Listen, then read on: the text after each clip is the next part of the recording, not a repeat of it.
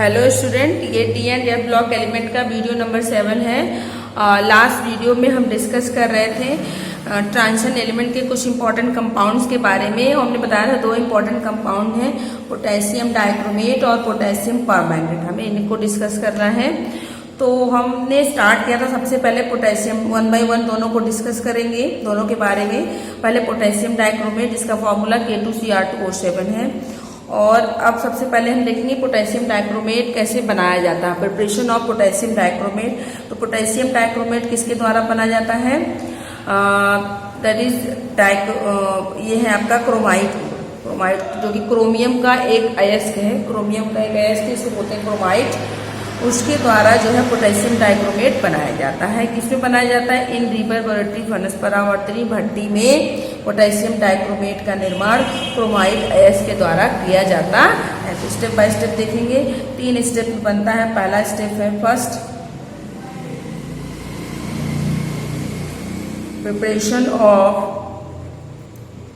Preparation of sodium chromate. सबसे पहले sodium chromate बनाते हैं। पोटेशियम डाइक्रोमेट में सबसे पहले क्या बनता है? सोडियम क्रोमेट का निर्माण होता है। किसके द्वारा? Sodium chromate. और ये कहाँ पे बनता है? रिवर्बरेटरी फर्नेस में। यही जो है सोडियम क्रोमेट कहाँ पे बनता है? परावर्तनी भट्टी में। तो देखिए किसके द्वारा? क्रोमाइट ओर। ये हो गया आपका क्रोमाइट ओर। ये जो है सोडियम हाइड्रोक्साइड और कार्बन डाइऑक्साइड के साथ बना लेता है सोडियम क्रोमेट।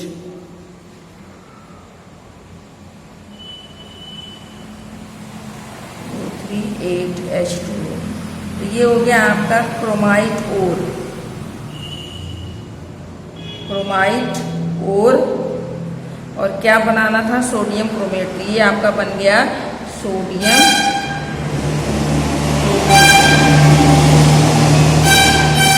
पोटेशियम डाइक्रोमेट के निर्माण के पहले स्टेप में हम देख रहे हैं कि क्रोमाइट अयस्क से क्या बन रहा है? Sodium dichromate. ये क्रोमाइट और हो गया, ये सोडियम डाइक्रोमेट। अब स्टेप 2 या दूसरे स्टेप में क्या बनेगा? दूसरा conversion of sodium dichromate in sodium chromate into sodium dichromate. अगले स्टेप में कन्वर्जन ऑफ सोडियम क्रोमेट। पहले स्टेप में सोडियम क्रोमेट बना है, तो सोडियम क्रोमेट को किसमें कन्वर्ट कर देंगे? सोडियम डाइक्रोमेट में। Sodium dichromate. क्लियर? तो सेकेंड स्टेप है सोडियम डाइक्रोमेट से हमें सोडियम क्रोमेट बनाना है। तो सिर्फ रिएक्शन हम देखेंगे। देखिए सोडियम डाइक्रोमेट क्या है? Sodium chromate Na2CrO4 that is sodium chromate sulphuric अम्ल के साथ रिएक्शन करके बना लेता है सोडियम डाइक्रोमेट। और जब हमें सोडियम डाइक्रोमेट मिल जाए तो सोडियम डाइक्रोमेट को पोटेशियम क्लोराइड के साथ अभिक्रिया करा दें तो हमें पोटेशियम डाइक्रोमेट मिल जाएगा। तो देखिए ये क्या है? Sodium chromate. इसे सल्फ्यूरिक अम्ल के साथ रिएक्शन कराया तो हमें क्या मिल गया? Sodium chromate. और हमें बनाना क्या है? सोडियम डाइक्रोमेट बन गया। हमें बनाना है पोटेशियम डाइक्रोमेट। तो अगले स्टेप में क्या हो जाएगा? अब क्या बनाना होगा हमको? Conversion of sodium dichromate into potassium dichromate. Sodium dichromate को पोटेशियम डाइक्रोमेट में कन्वर्ट करना है। तो रिएक्शन देखेंगे इसका क्या हो जाएगा? That is Na2CR2O7 sodium dichromate. इसको पोटेशियम क्लोराइड के साथ रिएक्शन कराएंगे तो हमें मिल जाएगा K2Cr2O7 एंड प्लस 2 NaCl। तो यही क्या है हमारा? That is potassium. ये हमें बनाना है पोटेशियम डाइक्रोमेट। क्लियर? और ये क्या था? Sodium dichromate. तो ये 3 लाइन के रिएक्शन यदि आ जाता है पोटेशियम डाइक्रोमेट के निर्माण या पोटेशियम डाइक्रोमेट का प्रिपरेशन बताइए, तो आपको क्या करना है, सिर्फ ये 3 स्टेप की रिएक्शन आपको लिख देना है, पोटेशियम डाइक्रोमेट आपका बन जाएगा। क्लियर। अब नेक्स्ट हम डिस्कस करेंगे, नेक्स्ट है structure of dichromate ion. Next है हमारे पास प्रिपरेशन हो गया, then structure of dichromate ion, dichromate ion का स्ट्रक्चर। अब देखिए एक चीज, पोटेशियम डाइक्रोमेट क्या होता है, K2Cr2O7, ये क्या है, potassium dichromate.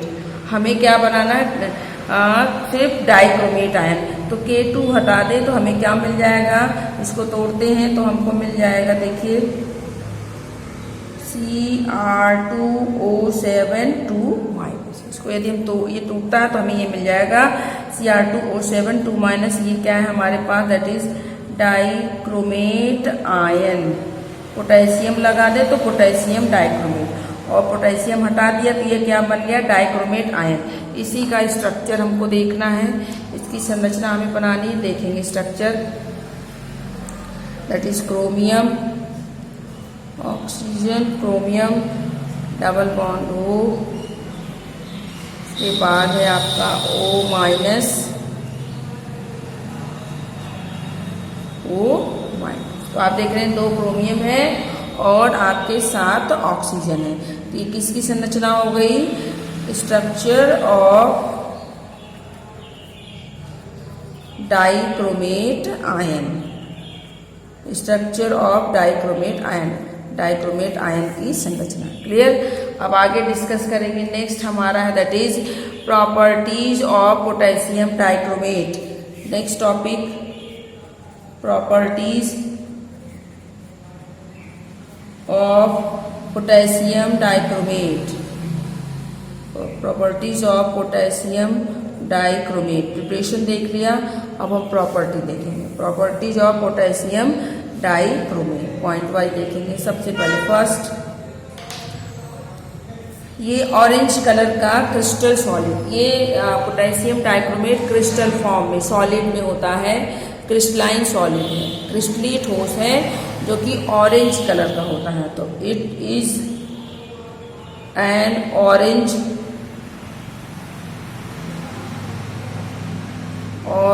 Crystalline solid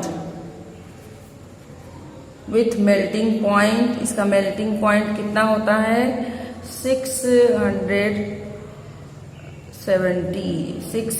kelvin. Clear. तो ये एक प्रकार का क्रिस्टल सॉलिड है जो ऑरेंज कलर का होता है। क्लियर। नारंगी कलर का क्रिस्टलाइन सॉलिड है जिसका मेल्टिंग पॉइंट 670 केल्विन होता है। नेक्स्ट हम देखेंगे, ये सोल्यूबल होता है, it is slightly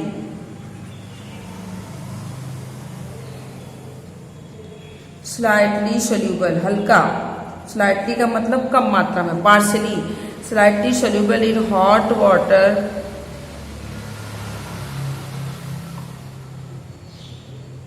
but slightly soluble in hot water but moderately soluble in cold water. Sorry, it's slightly soluble in cold water but more soluble in hot water. Clear. गर्म पानी में ये ज़्यादा घुलता है, सिंपल सा मतलब है कि गर्म पानी में ये ज़्यादा घुलता है, जबकि ठंडे पानी में ये कम घुलनशील होता। क्लियर। नेक्स्ट हम देखेंगे, अगला हेडिंग है हमारे पास, अगले पॉइंट में पोटेशियम डाइक्रोमेट के गुण में अगला हमारा प्रॉपर्टी है एक्शन ऑफ हीट। यदि पोटेशियम डाइक्रोमेट को हीट किया जाए तो उसके ऊपर क्या प्रभाव पड़ता है, तो ये डिकम्पोज हो जाता है। पोटेशियम डाइक्रोमेट को यदि हम हीट करें, K2Cr2O7, इसको यदि हीट करते हैं तो ये डिकम्पोज हो जाता है किसमें, पोटेशियम क्रोमेट में। It converted into potassium chromate. Clear. जब हम पोटेशियम डाइक्रोमेट को गर्म करते हैं तो क्या मिल जाता है? Potassium chromate. क्लियर। तो पोटेशियम डाइक्रोमेट किस में कन्वर्ट हो जाता है? पोटेशियम क्रोमेट में कन्वर्ट हो जाता है और क्रोमिक एसिड बना देता है। नेक्स्ट प्रॉपर्टी हम देखेंगे।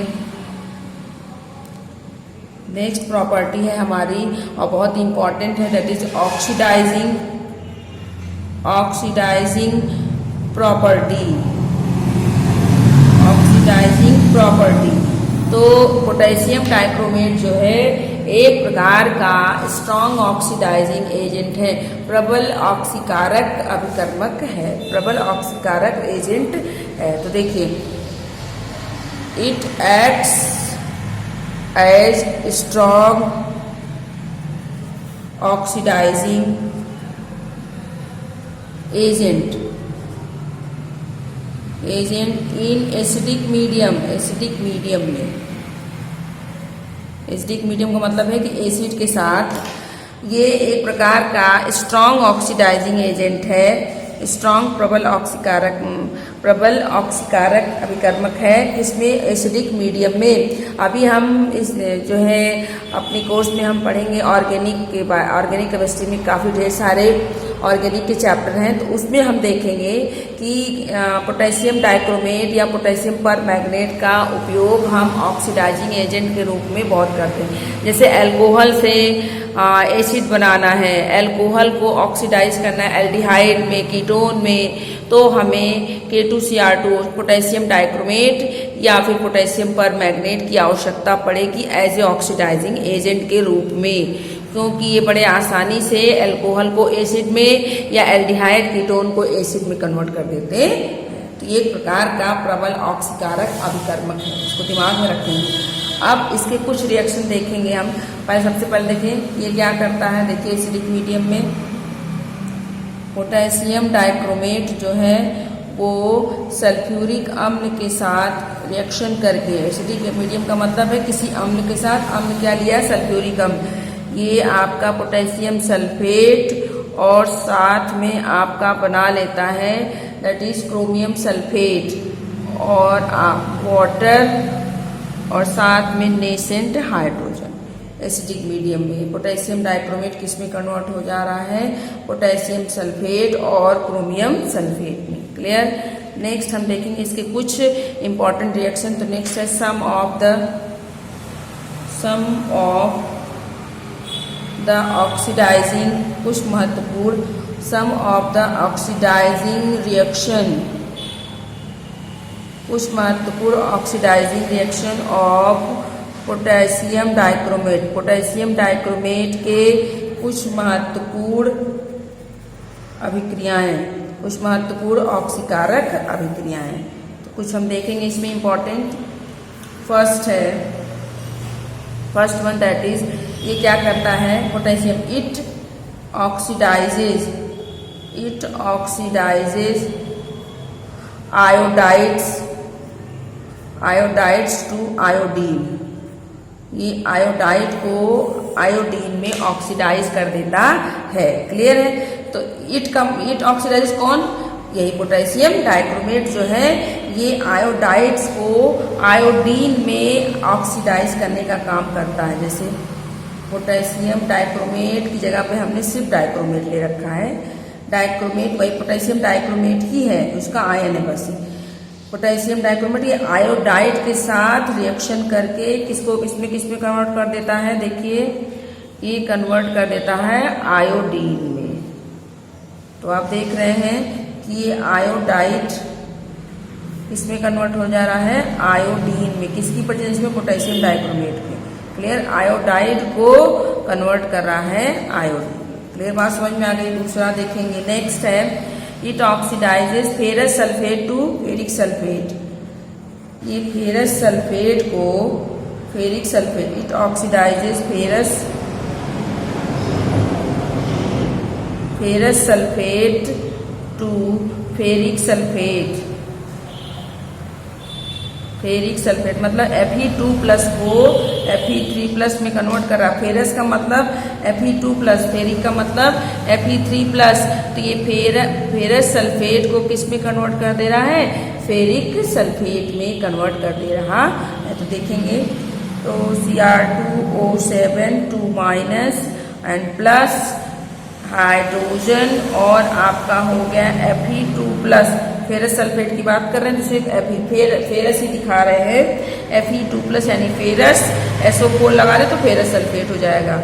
और ये किस में कन्वर्ट कर दे रहा है? फेरिक सल्फेट में। तो है ऑक्सीडाइजिंग एजेंट, ये एक प्रकार का ऑक्सीकारक अभिकर्मक है। तो फेरस को कन्वर्ट कर दे रहा है फेरिक में। ये फेरस है और ये क्या है आपका? फेरिक है। क्लियर? इसको ऑक्सीडाइज कर दे रहा है।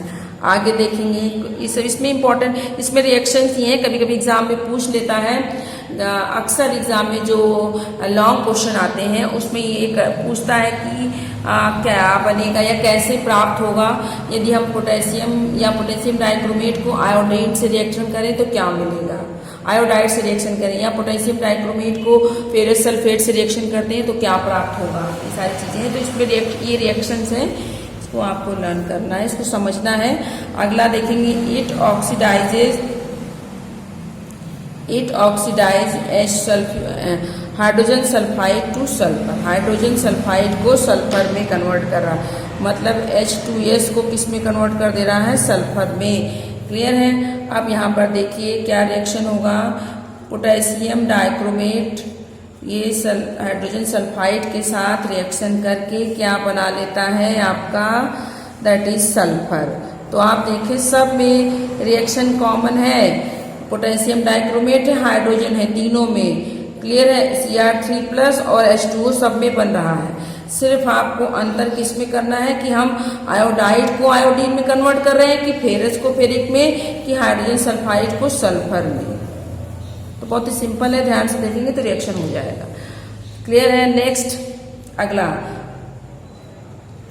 यहाँ पर ये ऑक्सीडाइजिंग का रिएक्शन खत्म हो जाता है। तो हमने कुछ ऑक्सीडाइजिंग प्रॉपर्टी देख ली, और भी ढेर सारे हैं, बस हमने यहाँ पे कुछ देख लिया कि हाँ किस तरीके से ये ऑक्सीडाइज कर रहा है। नेक्स्ट है आपका reaction with hydrogen peroxide. Hydrogen peroxide के साथ अभिक्रिया करता है तो क्या बनाता है? तो देखिए, जब ये पोटेशियम डाइक्रोमेट हाइड्रोजन परऑक्साइड के साथ रिएक्शन कर रहा है तो आप देखेंगे ये CrO5+5H2O बना लेता है। क्लियर है? तो ये क्या करता है? ब्लू कलर को, द ब्लू कलर जो है वो डिकम्पोज हो जाता है, ब्लू कलर गायब हो जाता है। तो इस तरीके से हाइड्रोजन परऑक्साइड इस पर क्रोमेट में कन्वर्ट हो जा रहा है। Deep blue colour with hydrogen peroxide due to formation of perchromate. तो इसका डीप ब्लू कलर है, जबकि ये किस में कन्वर्ट हो जा रहा है? परक्रोमेट में, और ब्लू कलर इसका गायब हो जा रहा है। क्लियर? नेक्स्ट टॉपिक है यूजेज ऑफ पोटेशियम डाइक्रोमेट। तो हमने पोटेशियम डाइक्रोमेट में क्या क्या पढ़ा? प्रिपरेशन किसके द्वारा? क्रोमाइड आयस के द्वारा, 3 स्टेप में। उसके बाद इसकी प्रॉपर्टी, स्ट्रक्चर डाइक्रोमेट आयन का, फिर प्रॉपर्टी। अब उसके बाद हम देख रहे हैं पोटेशियम डाइक्रोमेट का यूज कहाँ कहाँ पर किया जाता है। तो देखेंगे हम फर्स्ट इसके यूजेस क्या क्या है। For the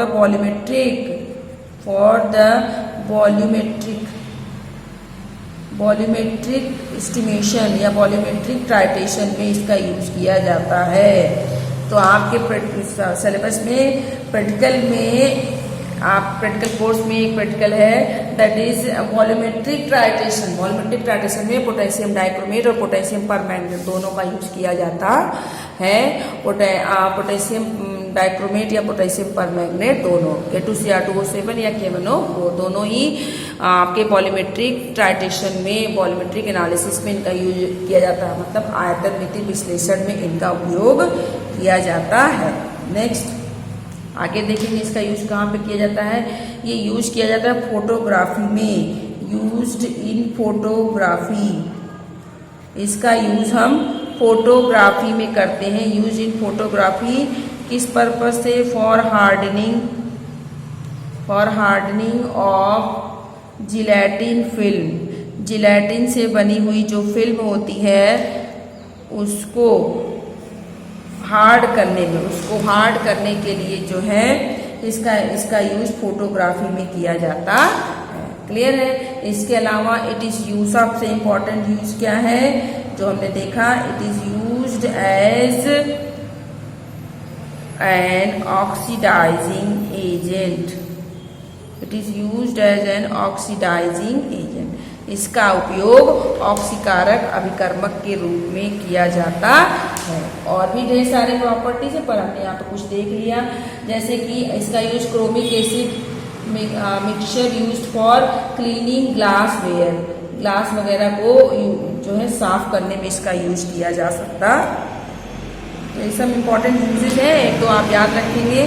chromic acid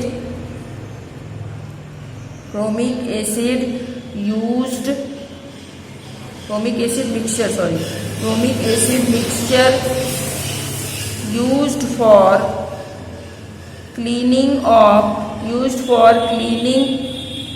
glassware। Glass से बने आर्टिकल्स में उसको क्लीन करने में क्रोमिक एसिड के मिक्सचर का यूज किया जाता है, जिसमें कि क्या क्या होता है। क्रोमिक एसिड के अलावा इसमें और भी चीजें होती, that is consist of chromic acid और साथ में क्या रहता है, potassium dichromate, consist of K2Cr2O7 and concentrated शांत सल्फ्यूरिक अम्ल। तो क्रोमिक एसिड और पोटेशियम डाइक्रोमेट और शांत सल्फ्यूरिक अम्ल के मिश्रण का उपयोग किया जाता है ग्लासवेयर को साफ करने में। अब हम नेक्स्ट कंपाउंड यहाँ पर डिस्कस करेंगे। यहाँ पर पोटेशियम डाइक्रोमेट कंप्लीट हो जाता है। दूसरा कंपाउंड हमारा क्या है, that is potassium permanganate. Potassium permanganate जिसका फॉर्मूला क्या है, KMnO4। याद रखेंगे पोटेशियम परमैंगनेट। इसमें भी सबसे पहले हम डिस्कस करेंगे प्रिपरेशन ऑफ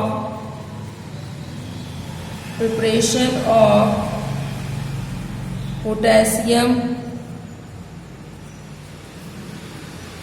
परमैंगनेट। तो बहुत ही आसान है इसका निर्माण, और इसका प्रिपरेशन किसके द्वारा होता है, मैग्नीज के पायरोलुसाइड अयस्क के द्वारा। तो KMnO4